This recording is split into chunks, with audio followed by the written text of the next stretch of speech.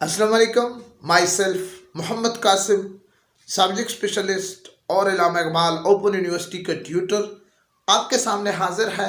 The most interesting topic आपके सामने मैं आज डिलीवर करने जा रहा हूँ, इंतहाई सिंपल अंदाज में और इंतहाई सिंपल एग्जाम्पल के साथ। यकीनन इंशाल्लाह आपको समझ आ जाएगा। एजुकेशन में अगर आप हैं और आपको ब्लूम टेक्सोनोमी ऑफ लर्निंग का पता नहीं है तो याद रखिए कि आप कुछ नहीं जानते। तो आज इस वीडियो को आपने स्किप भी नहीं करना है और इस मुख्तसर वीडियो में इंशाल्लाह मैं कोशिश करूंगा कि 10 मिनट से पहले इस वीडियो को ख़त्म करूं। अगर आप सर कासिम के इस चैनल में नए हो तो लाजमी तौर पर चैनल को सब्सक्राइब करें और साथ बेल आइकन प्रेस करें और ताकि हर आने वाली नई वीडियो की नोटिफिकेशन आपको मिल सके। तो शुरू करता हूँ Bloom taxonomy of learning. Belgium Bloom एक साइंटिस्ट था, एजुकेशन एक्सपर्ट था, जिसने लर्निंग की क्लासिफिकेशन की थी और कि लर्निंग को हम कौन कौन से स्टेजेस में, कौन कौन से लेवल्स में इसको हम क्या कर सकते हैं, डिवाइड कर सकते हैं, क्लासिफाई कर सकते हैं। आपके सामने बोर्ड पर बिल्कुल क्लियर कट नजर आ रहा है, 6 स्टेप आपको नजर आ रहे हैं। याद रखिए कि सबसे पहले बेल्जियम ब्लूम ने 3 डोमेन्स क्लियर किए थे, एक कॉग्निटिव डोमेन्स और दूसरा इफेक्टिव डोमेन्स और तीसरा साइकोमोटर डोमेन्स। कॉग्निटिव डोमेन्स का लर्निंग के साथ बहुत ज्यादा ताल्लुक है।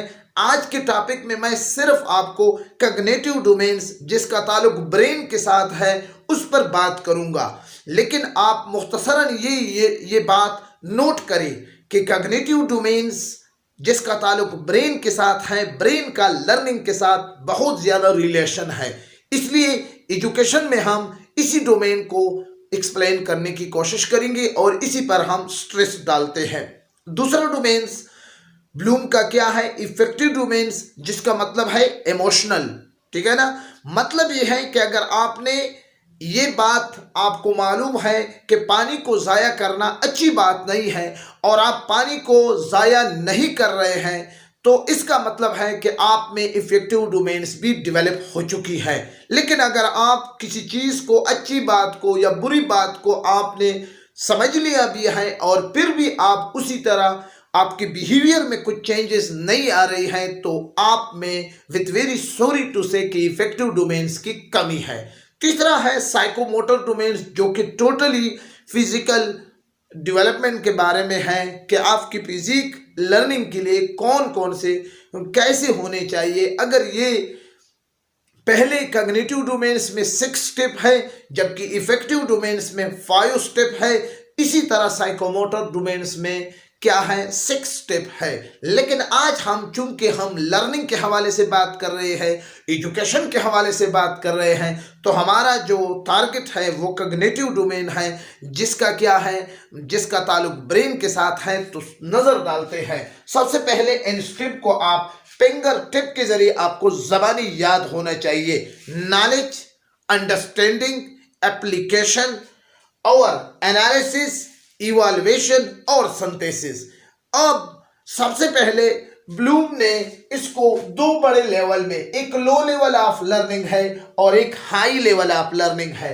पहले 3 जिसमें नॉलेज, अंडरस्टैंडिंग और application low level of learning है, जबकि हाई लेवल ऑफ लर्निंग में एनालिसिस, इवैल्यूएशन और सिंथेसिस रखी गई है।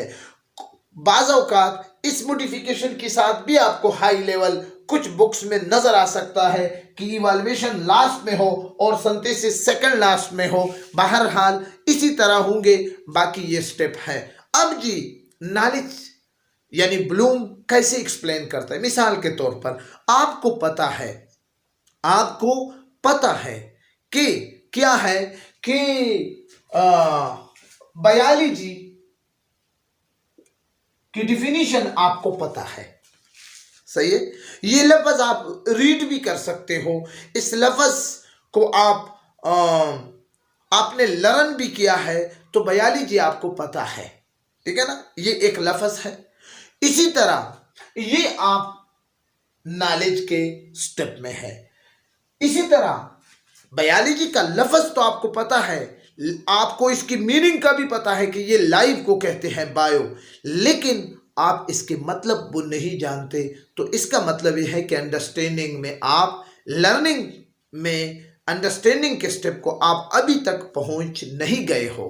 ठीक है, अब एक स्टूडेंट है, उसको बायो का लफ्ज का भी पता है, उसकी मीनिंग को भी समझते हैं, ठीक है ना, तो वो दूसरे स्टेप में है। अब इसी तरह अगर इसको मीनिंग का भी पता है और वो इसको इस्तेमाल भी कर रहा है इस लफ्ज़ को, और वो बायो को मुख्तलिफ तरीक़ों से इस्तेमाल भी कर रहा है, तो फिर ये क्या है, एप्लीकेशन के ज़ुमरे में आता है। चौथा स्टेप क्या है, एनालिसिस, तज्जिया करता है, कंपैरिजन करता है कि बायो का फिजिक्स के साथ कंपैरिजन, बायो का केमिस्ट्री के साथ कंपैरिजन, बायो का ज्योग्राफी के साथ कंपैरिजन। तो इस तरह अगर एक स्टूडेंट बायो के लफ्ज़ को भी जानता है और बायो के लफ्ज़ को समझता भी है और बायो के लफ्ज़ को इस्तेमाल भी कर सकता है और इसके साथ साथ वो इसकी दूसरे सब्जेक्ट के साथ कंपैरिजन भी कर सकता है, तो वो इस वक्त क्या है, इस स्टेज में है जिसको हम एनालिसिस कहते हैं। अब हाई लेवल ऑफ लर्निंग शुरू हो गई है। अगर आप एनालिसिस कर सकते हैं किसी चीज़ के दरमियान डिफरेंस को, तो फिर इसका मतलब ये है कि आप इस चीज़ को बहुत बेटर समझ रहे हो, हाई लेवल ऑफ लर्निंग में आप एंटर हो चुके हो। ठीक है, इसके बाद इवैल्यूएशन, यानी इवैल्यूएशन के क्या मतलब है, जजमेंट आप कर सकते हो।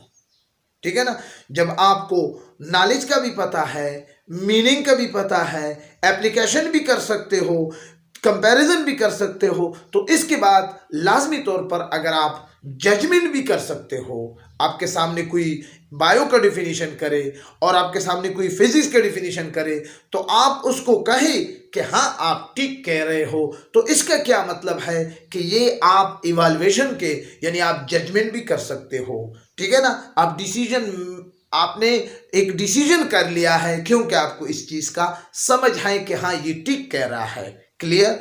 अब इसके बाद क्या है, सिंथेसिस।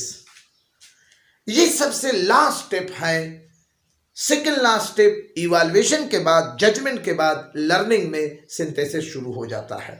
सिंथेसिस का क्या मतलब है, यानी अपने आप से बनाना, खुद तहलीक करना, चीज़ों को बनाना। मिसाल के तौर पर मॉर्निंग वॉक एक मजमून है, आपने क्लास 10 में सीखा है।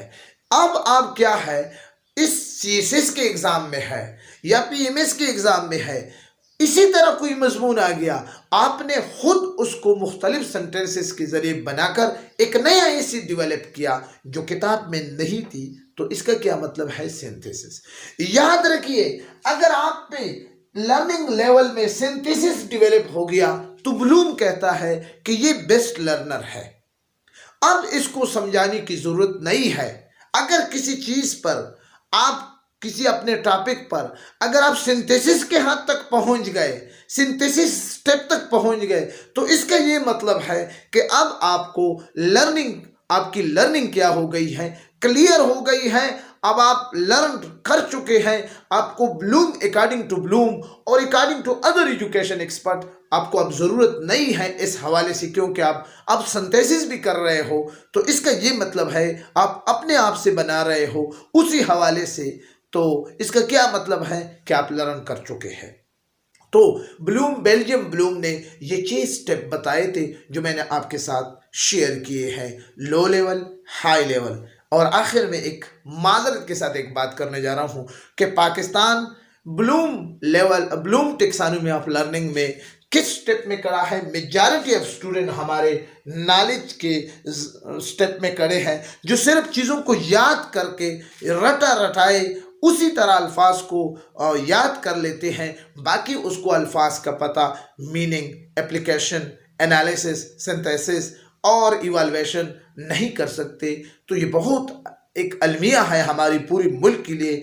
होना चाहिए कि हम एजुकेशन में और एजुकेशन के जितने शुबाजात हैं हम उसमें सिंथेसिस तक अगर पहुंच गए तो फिर तब जाकर एजुकेशन हमें जो फ्रूट दे रहे हैं, जो मुल्कों को तरक्की नसीब हो रही है, वो इसी वजह से होते हैं। मैंने आपको पहले भी कहा था कि इंशाल्लाह मेरी वीडियो 10 मिनट होगी, तो वो पूरा टाइम पूरा हो चुका है। इजाज़त चाहता हूँ। अगर आपका कोई कन्फ्यूजन है इस हवाले से तो प्लीज़ कमेंट्स लाजमी तौर पर करें। वीडियो आपको अच्छी लगी हो तो लाजमी तौर पर सब्सक्राइब करना, लाइक करना न भूलिए। सर कासिम आपसे इजाज़त चाहता है। खुदा हाफिज़।